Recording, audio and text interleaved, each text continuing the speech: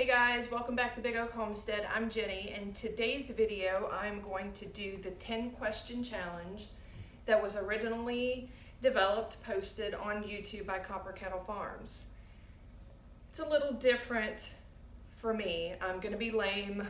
I was not nominated to do this challenge, but I thought it would be fun to do, so I'm doing it. Okay, question number 1 is what got you into homesteading? So there's really 3 things that got me into homesteading. The first was needed a hobby, something to do, something I enjoyed doing, something to take up the time. I'm still a mom, but my kids aren't in the house anymore, so I needed stuff to do. The second reason is noticing over the last several years how broken the food system is in the United States. The way that animals are raised, animals that are raised for meat, are housed, how they're fed, the things that they're fed, the chemicals, the chemical fertilizers that are sprayed on the foods that we eat, the genetic modification of the foods that we eat. All of this, in my opinion, is messing with Mother Nature, and Mother Nature is amazing and knows what she's doing, and we really shouldn't be meddling with our food. I'm also a firm believer that a lot of the chronic illnesses and chronic diseases that we see today in children especially are caused from this broken food system. So a lot of the reason was I wanted to grow our own food. I wanted to grow our own meat. I wanted to make sure that, and I get a lot of flack for this, yes, I butcher animals and I eat them, but I still think that animals that we raise for meat should be treated and cared for in the best possible way that they can. It's just the way that I think things should be done. And then the last reason that I got into homesteading, and this one, hopefully I don't get any flack about it, I'm not a prepper. I don't have stockpiles of enough food to last us for a year or whatever, but I do see things going on in the world, scary things, whether it's government, our government, other countries, and I feel like homesteading is a vital skill to have, knowing how to grow things, knowing how to raise animals, knowing how to butcher animals, knowing how to hunt. There may come a time, maybe not in my lifetime, but I would still like to be prepared. There may be a time to where we need skills on how we can feed ourselves without a grocery store. Question number 2 is, what's something you want to add to your homestead in 2020? I want to add all the things. I have a 1-year, a 5-year, and a 10-year plan that I did a while back when we first moved to this homestead. And some of them are realistic, some of them definitely are not. But I did write a few things down. I narrowed it down to a couple things I would like to add to the homestead in 2020. Number 1 is more chickens. I am incubating eggs right now for another smaller flock of chickens, and then I have a good friend that's bringing me some more hatching eggs at the end of the month, and I'm going to put those in the incubator as well. The purpose for more chickens is I want to be able to move them around to clear future garden areas. I've watched a lot of YouTubers who use chickens not only for eggs, but for clearing the ground and adding fertilizer back into the ground, and I think that's an excellent way to do it. Something else I'd like to add to the homestead in 2020 are goats. We only have 5 acres, not a big piece of property. About 1.5 acres in the front was cleared when we bought it. But we have about 3.5 or 4 acres in the back that I had the pine cut, I had the timber cut off of about a year ago. Anybody who's had any commercial logging done on their land knows that it makes a huge mess. So in the last year or so, I've been using the tractor. I've been making slash piles. I think that's what it's called. Slash is the tops of the pine trees that the loggers don't take with them. After the logger came through, and I've seen other properties logged, and in my opinion, the logger that I had come do my property did a really good job. He didn't tear the ground up bad, but he left a huge mess. So I've been making slash piles, and as I'm making these piles, everything is still growing. It's been so warm here this winter that none of the weeds or the grasses died back. Everything continued to grow. So goats I would like to add with the Premier portable fencing and the solar charger, and just start moving these goats around different parts of the areas to help me clear out brush. Right now with my schedule, I don't have any desire to have dairy goats, so I'm just hoping to add some brush goats. One other thing I'd like to add to the homestead in 2020 is a heritage breed of turkeys. Last spring I did get I think 5 or 6 turkeys. I'd never raised turkeys before, and when I ordered them, I ordered broad-breasted turkeys. That was a mistake, definitely a mistake for our situation. They grow way too fast, they get way too big, and unless you can 100% commit to butchering them within a certain number of weeks, they're not a good fit for me. I would rather have a heritage breed turkey. For one, you build a sustainable flock. So if I have a tom and a few hens laying fertile eggs, I can either let them hatch those eggs out or put them in the incubator and hatch them out myself, so that every year I'm not having to buy turkey chicks. They are expensive, $11 to $15 a piece. The survival rate for turkey poults is not as good as it is for chickens, so you're always, I don't know, it's just, that's really expensive to me. So I would like to add heritage breed turkeys. Number 3 is, what's the most difficult lesson you've learned so far while homesteading? Number 1, everything takes twice as long as I thought it would. Projects that I think that I can have done in a weekend end up taking 2 or 3 weekends to do. So time is a big one. Number 2 is cost. I consider myself pretty good at budgeting. We've done a lot of DIY house improvements, landscaping, that sort of thing. But homesteading, I'm finding everything costs twice as much and takes twice as long. Question number 4 is, what's my favorite chore to do on the homestead? That would be anything inside the greenhouse. Several months ago, I built a cheap kit greenhouse, and I have enjoyed every minute of working in the greenhouse. Everything from starting seeds to watering to just cleaning up and organizing the greenhouse. I love everything to do with working in the greenhouse.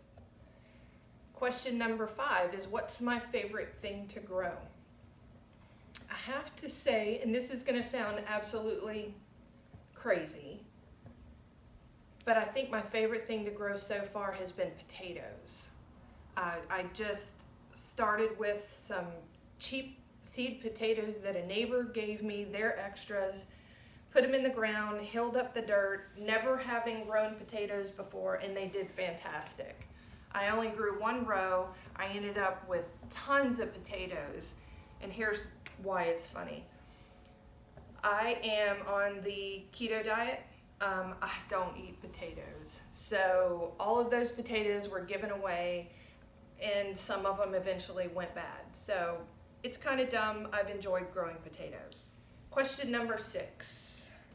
What do you love most about the homesteading community? I have not had a lot of interaction with the homestead community other than Facebook. The things that I have come to love about the homesteading community I've met through Facebook. It's just the willingness to share knowledge, food, everything. The willingness to share has been surprising to me. The willingness to help educate other people, to help other homesteaders that are struggling, that sort of thing. So the homesteading community is very unique, and unless you're in it, you don't see it. So I didn't have any idea going into this how welcoming, how helpful, and how loving the community really is. Question number 7. Your favorite meal that you make. Mine's going to be really lame. Like I said in the couple questions ago, I'm on the keto diet. My food that I can eat is very limited. Right now, my favorite meal that I make is anything on a chaffle. And those of you that don't know, a chaffle is a cheese and egg bread that's made in a waffle iron. So waffle made with cheese, they call it a chaffle. Question number 8 is, what is your favorite holiday?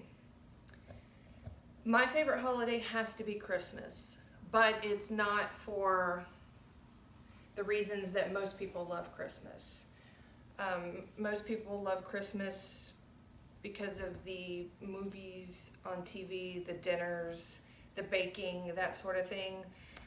I love Christmas because it's the only time of the year to where I have both of my grown sons here with me for a few days. My youngest son is 27. He lives here in town. He works for the family business, so him and my husband work together every day. I do get to see him a few times a month. My other son lives in North Carolina, and I only get to see him once a year. I miss having both of my boys at home terribly. So having them here in my house, being able to spend lots of time with them, catching up with them during Christmas, makes Christmas my favorite holiday. Question number 9.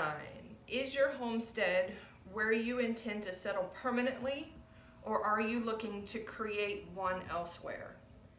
This is a difficult question to answer. And let me start by saying I work outside of the home and my husband has a business here in town. If my husband didn't have the business and we really had nothing keeping us in Florida, I would 100% without a doubt move to somewhere else. There are a lot of things about Florida that are great, and a lot of people think, oh, you can grow things year round, the weather is great, we don't get snow. While all of that is true, the heat from June all the way through September and most of October is almost unbearable. The people in the north, I'll compare it to the people in the north who are stuck inside their homebound during heavy snows and extreme cold. For me, that's what it's like in Florida during the summers. Stuck in the house, not being able to really do anything outside because the heat is just so bad that you can work outside for a couple of hours in the morning and a couple of hours late in the evening, but other than that, it's just too hot.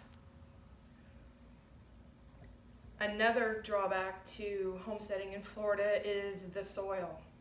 Our soil is mostly sand, and you have to constantly amend the soil. I don't know why it works this way, but when you put an organic layer on the top of sand, within a few weeks of watering or rain, that organic layer has washed through the sand and you're just left with sand again. So there's not a lot of nutrients in the soil, in the sand, in the area that I live in. Another reason that I would pick another state to homestead in are the restrictions. The restrictions in Florida I never plan to be off-grid. That's not a goal of mine. But in the state of Florida, you can have solar power, but you still have to be hooked to the grid.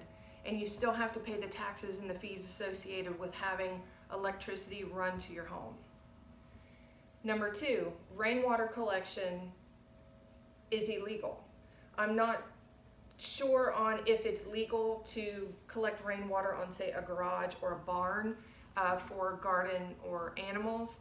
But the fact that people can't have the choice to collect rainwater, to me, is ridiculous. Number 3, gray water systems are illegal. So if you do have a house that's not built on a concrete slab, you cannot plumb your sinks, your washing machine, your bathtubs. You can't plumb them to where you can reuse that gray water. We should all be about water conservation. And the people here that have gray water systems that are illegal, their gardens, their lawns, everything flourishes on that water that's just being wasted. Question number 10. What are some homesteaders that you follow and enjoy learning from? I have a few, and I'm going to tell you what their channel is and what I like about them. Number 1 is Living Traditions Homestead. I really enjoy their channel. I'm always anxious when I see new videos, and I use Living Traditions channel to learn. They do a lot of step-by-steps on how they do things, how they put their gardens in, how they build different structures, how they house animals, and I really do learn a lot from their channel. Number 2 are the haulers.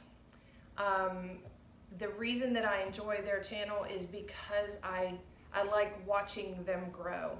I really didn't watch them a lot whenever they were doing their traveling. I have since then caught up and watched all those videos, but since they have found their homestead, just seeing their progress and the building, I've really enjoyed their channel.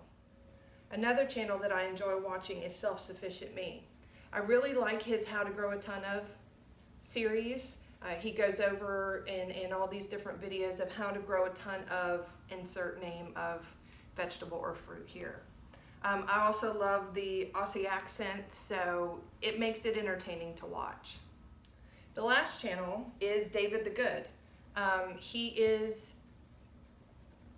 living in another country now, but a lot of his videos before were how to grow things here in Florida where I live. So I saw a lot of value in watching his videos, learning from his mistakes on how to grow things meant for your climate.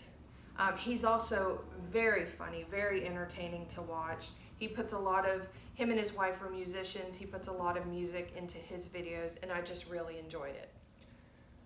Okay guys, that's going to do it for the 10 questions video. I'm not going to nominate anybody. I'm so new to YouTube, I don't know who I would nominate. So there are no nominations, but if you're watching this and you haven't done the video, I would encourage you to do so. I love watching videos like this on other channels and just hearing how everybody else lives and hearing their answers to the questions.